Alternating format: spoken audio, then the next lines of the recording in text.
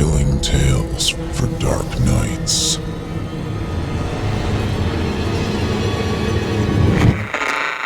Want to make sure you never miss a Chilling Tales for Dark Nights video again? Be sure to subscribe and hit that bell to turn on notifications. When a heart fell out of the medicine cabinet, Carrie Pickett screamed. Not 2 seconds ago, she'd wandered in, relieved herself, and opened the swing door for her sleeping pills. Out it rolled, rebounding off the sink and against the floor with a sickening plop. The sudden movement startled her, and the realization of what it was caused her to reel back in ghastly shock. A human heart.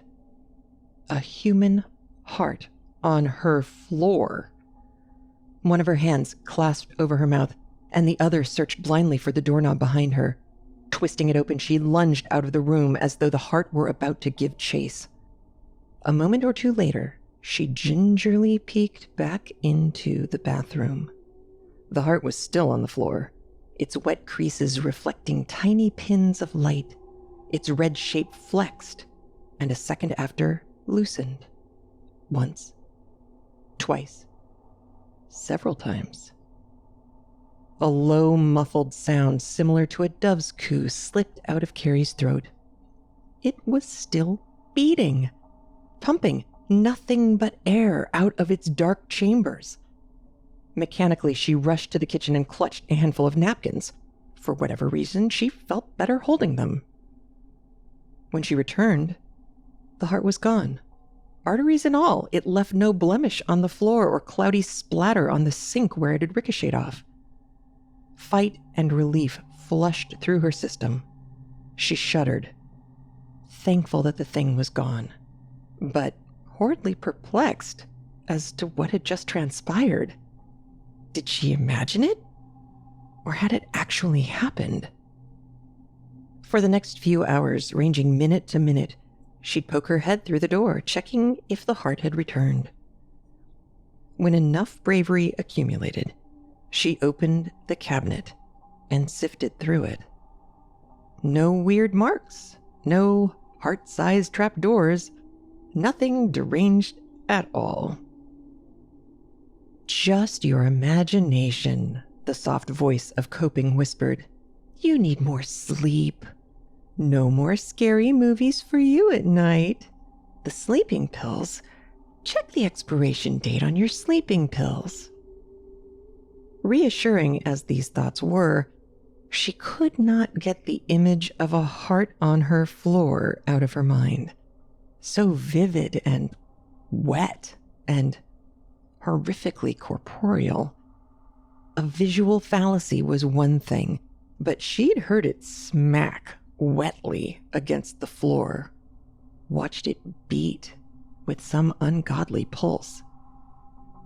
No, she said out loud from the hallway, no different from her 10-year-old self toward anything she disagreed with. No, no, no. Hearts do not fall out of cabinets. Sane people do not see these things. Just the thought, the idea of such a horrible thing happening in her home offended her entirely. But despite the flux and flow of panicked thoughts, she was still able to sleep, thanks to the pill she took. Having convinced herself the heart was some strange hallucination, she got up bright and early and tidied up the house. That was the only therapy she needed in times of stress. A clean, quaint home. Not only that, book club was tonight.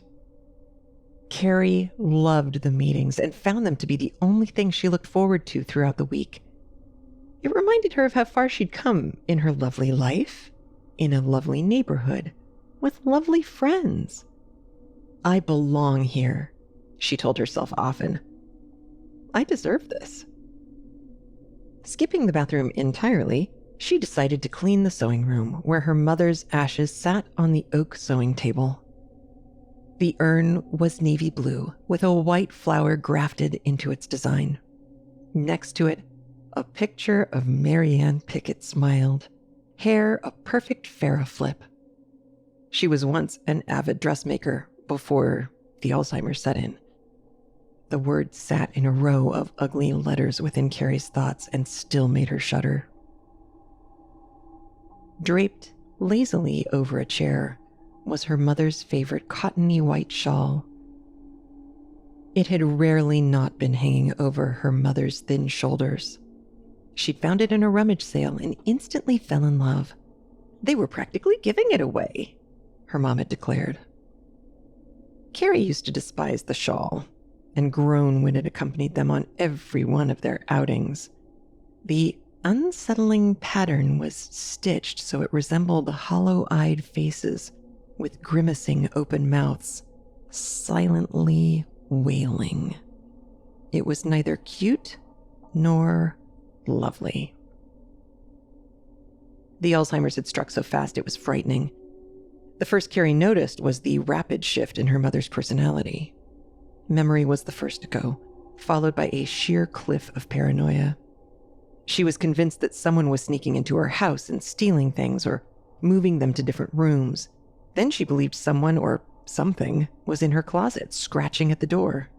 "It's coming back," she'd shriek. "Back again, I don't want it. I don't want it anymore." No matter where they moved her, the episodes only grew worse until a heart attack took her in the night. Carrie swallowed bitterly at the thought of that very same condition someday entering her own world. Her mind being stretched so thin, it would inevitably start to tear. No, thoughts like that were ugly and didn't belong inside of her. However, witnessing a heart fall out of her medicine cabinet did make her anxious. As the sun set smoothly behind the hills, Carrie waited for the set of knocks at her door. First would come Joyce, cradling her toy poodle. Then Marie, with her strong perfume and gold bracelets. And then Elizabeth, with bottles of wine. The bi-weekly book clubs started at 8 and often went until late as the ladies laughed, sipped their wine, and discussed the latest novel. As wonderful as it was to read, the real enjoyment came from pairing the perfect wine with the perfect book. Light and zesty wines for dramas, dark, juicy red wines for allure. Book club was certainly not just about the books. But tonight was all wrong, dreadfully wrong. When Elizabeth's knock came, there were 2 voices on the other side of the door, and when Carrie Pickett opened it, she found that a blight had returned to her life, awakening like a dormant cancer. "I hope you don't mind an extra," Elizabeth beamed, "but she said you both knew each other." Blair Wilcox, the witch, the usurper, the spreader of rumors and bullshit. Yes, they knew each other. For years, from grade school to college, Blair had made it her life's work to make Carrie miserable. "Careful, she's got crabs," she'd whisper to the boys Carrie liked. "Whores don't go to heaven," notes read that hung in her locker, always in the same handwriting. And any girl Carrie attempted to befriend would soon be converted otherwise after Blair was through with them. Now Blair had moved back. She and Elizabeth were old classmates who finally reconnected. Elizabeth told her about this fantastic book club with her closest friends. Yes, of course she could join. Still, throughout the evening, Carrie laughed, sampled her glass, and played social fiddle. If there was one thing she'd become good at over the years, it was how to play pretend. At the end of the evening, as Carrie took the glasses back to the kitchen, Blair stepped up. "Let me help." She smiled, already grabbing her own and following Carrie to the kitchen.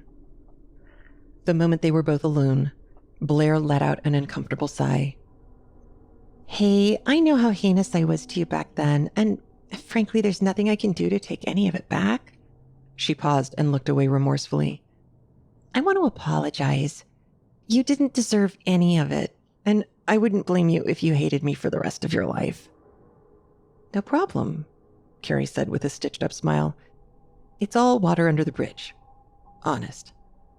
Blair's face blossomed into a smile, and as everyone said their goodbyes, she pulled Carrie into a hug and whispered, "I like your friends." Finally alone, Carrie stood swirling her wine glass. Yes, all water under the bridge. where your hair disappears beneath the waves and the piranhas gnaw at your lips. What was the last thing she threw in, like some nefarious warning? I like your friends. Carrie thought about it more, and, irritated, she washed the thought down with a gulp of wine.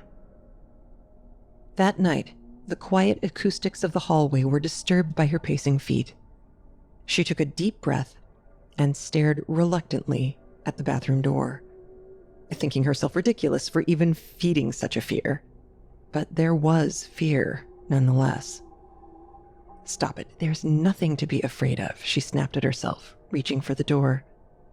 Nothing out of the ordinary, just the same old regular bathroom, pristine and white. When she looked toward the cabinet, the awful memory filled her brain. I repeat, her thoughts nipped. Stop imagining things. Sticking to it, she moved to the sink and opened the cabinet. The hand holding the swing door reeled back. Her jaw dropped open and hung there while her eyes glazed over, void of all things sane. A heart, still pulsing, was hanging in a flask-shaped sack anchored to the back of the cabinet. Red, webby veins spread like tendrils over the shelves, stretching and twining over Carrie's toothpaste, her razor, her mouthwash, her medicines. Their branch-like tips were still growing and inched their way down toward the sink like vines on an ancient temple. Carrie wanted to scream, and perhaps in some part of her she did. But instead, she ran to her room, grabbed her cell phone, and leapt back to the bathroom. By the time she set the camera and clicked on the button, the cabinet was empty once again. No heart to be found or photographed. She thought to call the police, but wondered how the conversation would go. Yes, operator. A beating human heart was in my bathroom. Sure, I'll hold. Then next, the neighbors would see the police cars in front of her house. Then the gossip would start, with Blair leading the charge, she thought. What did I do to deserve this? She asked gloomily as she slid to the floor and rubbed her temples. Why am I being tormented? What does it want? Whose heart is it? Everything was off-center and her reality was growing more slanted by the minute. Soon enough, it would reach a tipping point, and there it would be, a descent into madness. As she took a few breaths to calm herself, a petulant voice crept from inside the cabinet.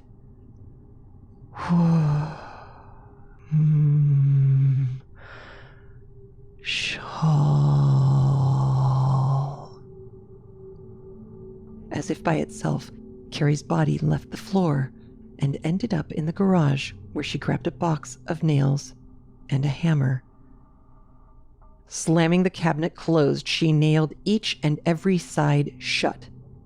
No, she punctuated every smack of the hammer. No, no, no, no. Once finished, she stepped back to marvel at her work, realizing only afterward that she probably should have taken her things out first. Shawl, she thought. That was the word she heard a few moments ago. It was clear as day. Carrie marched into the sewing room and grabbed the thing. This ugly thing she'd allowed into her home had no doubt played a part. It did not belong. But just as she went to toss it, a realization struck her. The texture of the shawl was nice. Strange, she thought, that a shawl so ugly could feel so pleasant, comforting even. Perhaps that's what her mother had seen in it. Sighing, Carrie tossed the shawl into a trunk in the bedroom. Out of sight, out of mind. For the next 10 days, Carrie was blessed with silence. Every so often, she'd lean an ear against the cabinet, listening for any muffled thump or wet crawling sounds. When she heard nothing, she'd smile and muttered softly, I won. Her life had returned to its usual charm. When book club rolled back around, she figured Blair would be joining them again. Why wouldn't she? Her friends were making themselves at home, pouring wine, when Carrie stepped out to get the novel where she had left it laying. Hearing their whispers, she first thought they had started without her. But that wasn't it.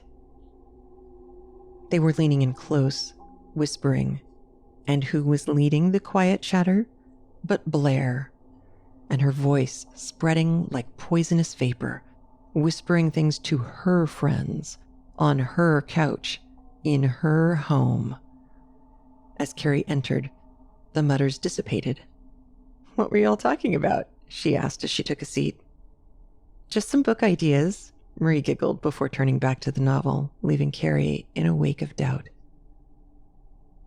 It had gotten especially late by the time her friends left, and this time Carrie was thankful to see them go. Just as she poured out the last glass of wine, there was a knock at the door. It was Blair Wilcox again. "Forget something?" Carrie asked, completing the question in her mind. "Something else you'd like to sink your fingers into?" No, Blair said, waving a dismissive hand. "I was just wondering if you'd maybe like to grab coffee sometime and catch up one-on-one." Carrie fought the look of revulsion in her eye. "That sounds great, but I have such a busy week ahead. It's hard to tell when I'll have a free moment." Blair frowned. "Well, how about sometime next week?" Trying to think of an excuse, Carrie heard a muffled thump somewhere in the house. She turned her head to listen for it again, then whipped back to her guest. Next week? No, that isn't looking good either. Anyway, I should head to bed now." Another muffled sound, this time much louder. A look of concern crossed Blair's face. "Is everything all right?" "Peachy keen. Goodbye." Carrie all but slammed the door in Blair's face and made her way toward the hall, where another heavy thump resonated. An anxious bubble welled up in her chest. "Go outside," the voice begged. "Go outside and bring her upstairs with you. Prove that you aren't crazy." "But what if there's nothing there?" Carrie wondered out loud. That's just what she needed to give this bitch even more leverage to work with. "Carrie's really lost her mind. She made me check for monsters in her bathroom." Instead, she reached into her pocket for her phone and made her way to the bathroom. She hit record as she slowly opened the door. The cabinet hung there menacingly, and just as her sock brushed the tile, a loud thump battered the inside of it. She drew back sharply, not daring to take another step. 2 of the nails she'd secured looked like they were rattling out of place. "Leave me alone!" Carrie yelled, and for a good 2 minutes, she thought it had worked. Then suddenly the entire cabinet sagged as the fasteners pulled away from the wall stud. Its integrity was yielding as the woodwork stressed and splintered. The door ripped open and broke right off its hinges. Wood scattered in fractured chunks. Nails clattered to the tiles. The shelves and all their contents barreled out in an avalanche. But Carrie noticed none of that. She was staring at the large shape that was unfurling from the cabinet. A woman flopping onto the bathroom floor, or rather, the upper half of a woman. Her skin was a muted septic color so thin that the grooves of her spine protruded. Black mottled hair hung wet over her shoulders and her milky eyes.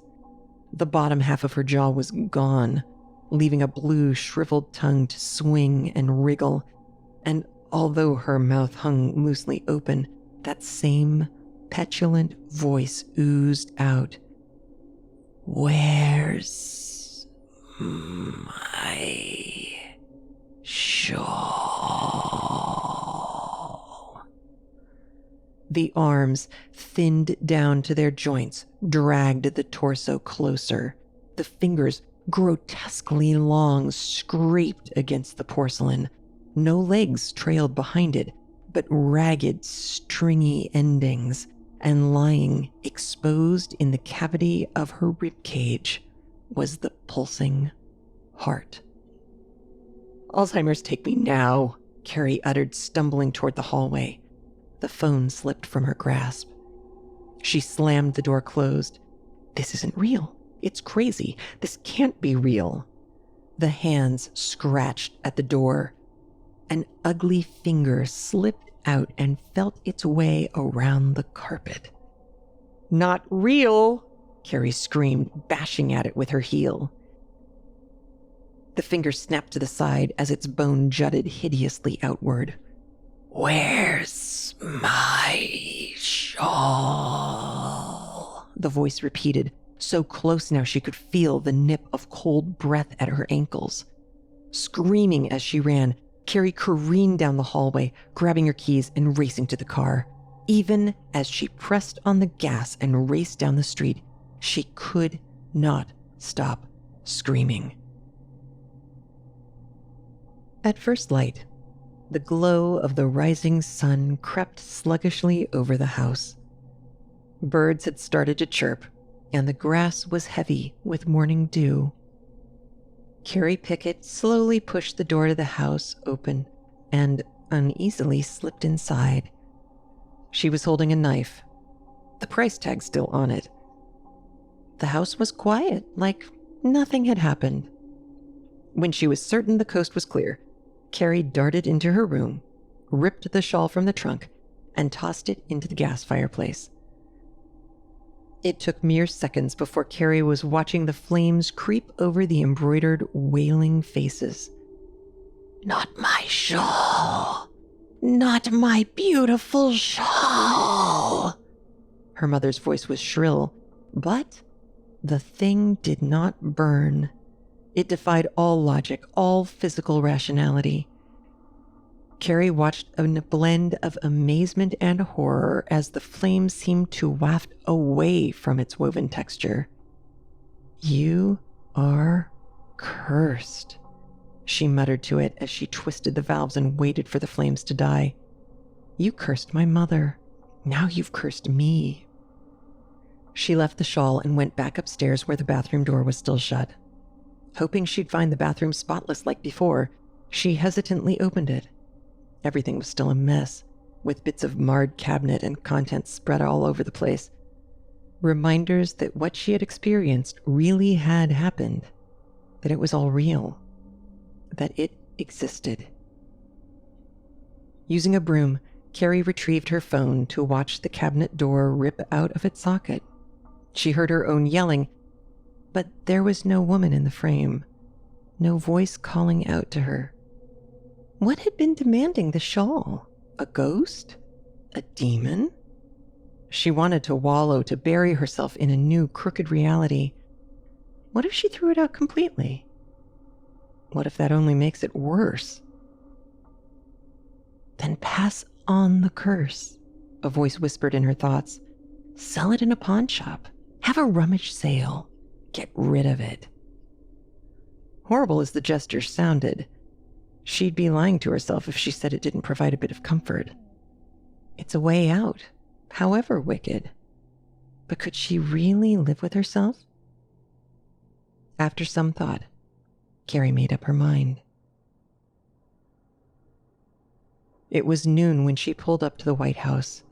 The yard was neat and pleasantly green, with lurid flowers that bunched up at the curb. Box in hand, Carrie made her way to the door. It only took a minute for Blair Wilcox to open up, surprised at the sight of Carrie. "Oh, hey there." "Hello," Carrie smiled. "Elizabeth gave me your address. I hope you don't mind the intrusion." Not at all. How can I help you?" "Well, I'm moving, and I thought it awfully rude to fall off the map after we had just reconnected." Her gaze fell to the box.